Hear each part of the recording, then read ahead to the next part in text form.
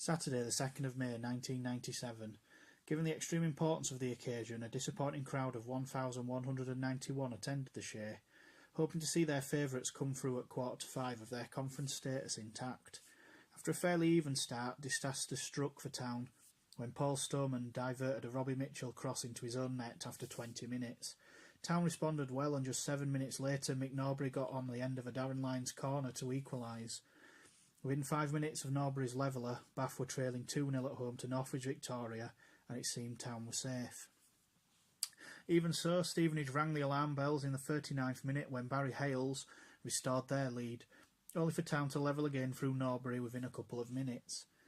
11 minutes into the second half, the Shaymen got in front for the first time in the game, Norbury completing his hat-trick after a Lions free kick dubiously awarded for a back pass.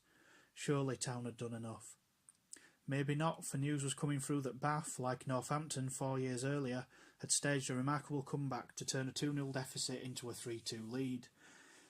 However, this time, if the scores remained the same, Town would stay up. But if Stevenage forced an equaliser and Bath stayed ahead, Town would be down to the Unibond. At around this point, the Shaymen's play deteriorated rapidly, and Stevenage took the upper hand.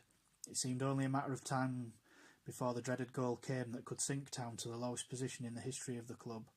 Divine intervention, if there is such a thing, came for the Shaymen with 13 minutes left, as Andy Woods fumbled a corner and Smith, the Stevenage central defender, contrived to blaze over the bar from 6 yards out. The fans and players alike breathed a huge sigh of relief. From this point onwards, Borough's threat began to diminish, although no one felt totally safe until the last minute, when Jeff Horsfield squeezed an 18-yard shot past the Stevenage keeper to put Town 4-2 up. The wild celebrations of relief delayed the restart for a couple of minutes, and then some 30 seconds later came the final whistle of a long, hard season, and the utter relief that the Shaymen had preserved their conference status, when at times it looked less than likely that they would. It had certainly been a rollercoaster of a season, and Town had got their house in order to avoid relegation worries again the following season. John Stockwell revealed that George Mulhall and Kieran O'Regan had been offered permanent management posts some weeks earlier, but they had preferred to wait until the season's end before making a decision. Negotiations took place to secure the services within a few days, and would the old fox and his apprentice turn the tide at a seemingly never-ending failure?